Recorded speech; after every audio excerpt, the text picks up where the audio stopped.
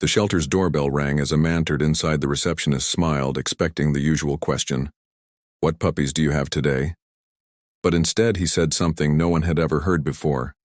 "I want to adopt your most hated dog," he said firmly. Silence filled the room for a moment. The receptionist blinked in surprise.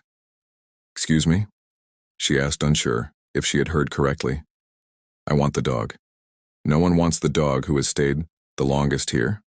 "The dog. No one asks about," he repeated. He did not ask for a specific breed, age, or color.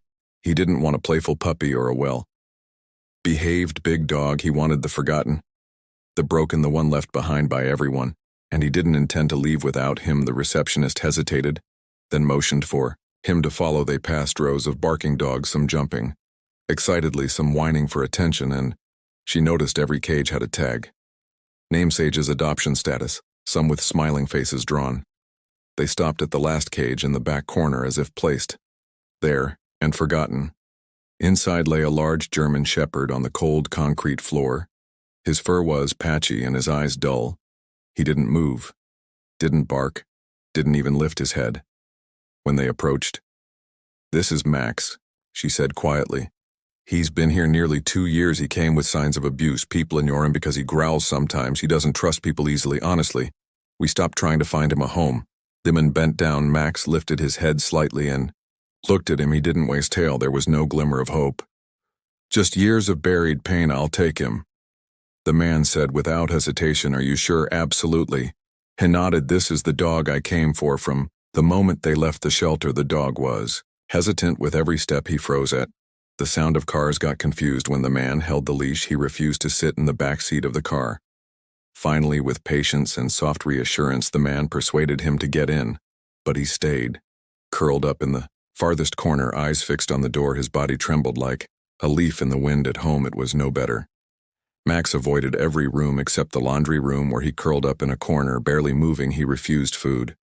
The first night didn't sleep. He just stared at the shadows, nervous and haunted by ghosts.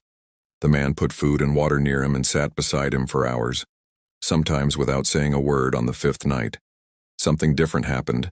A light touch of Max's nose on the man's hand, barely a moment, but enough. It wasn't trust yet, but it was a beginning. On the 7th day, Max followed him to the kitchen, small steps. But for Max, victories. By the 2nd week, he dared to enter the living room. He didn't sit, but stood on the edge of the carpet. While the man watched old movies, his eyes remained cautious but no longer hidden behind pain. And slowly he began to eat in the presence of someone in the room. Then one morning the man woke to find Max sleeping at the edge of his bed. He didn't wag his tail, wasn't ready to rejoice, but a wall had cracked, and the biggest moment came when a neighbor visited unexpectedly. Max did not hide. He barked, not out of fear but protection.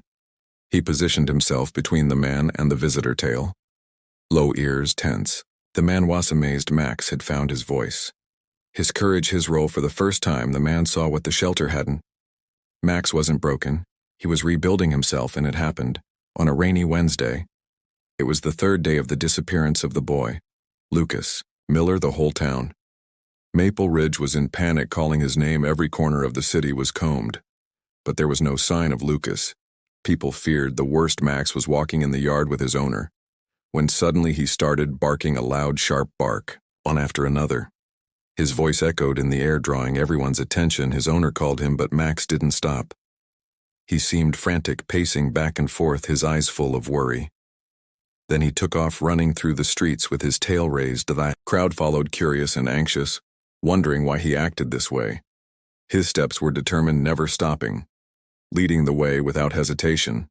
Everyone caught up, and Max rushed through the roads, heading toward the town's outskirts.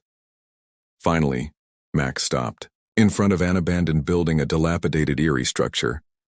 The dog sniffed the air, then barked again, his voice echoing in the silence as people gathered around. They found Lucas. He was unconscious, lying on the cold ground, but still breathing without hesitation. They took him to the hospital. Thanks to Max's amazing instinct, Lucas was saved. News of Max's heroism spread quickly. Local newspapers covered the story with headlines like, "The rejected dog becomes a hero," and "German shepherd rescuer saves lost child." No one could believe this was the same dog hiding in the shelter's corner, the dog said to be unloved. was the one who saved a human life. Dear viewer, thank you for watching. We hope you enjoyed the story. Please support us by liking, commenting, and subscribing for more touching stories.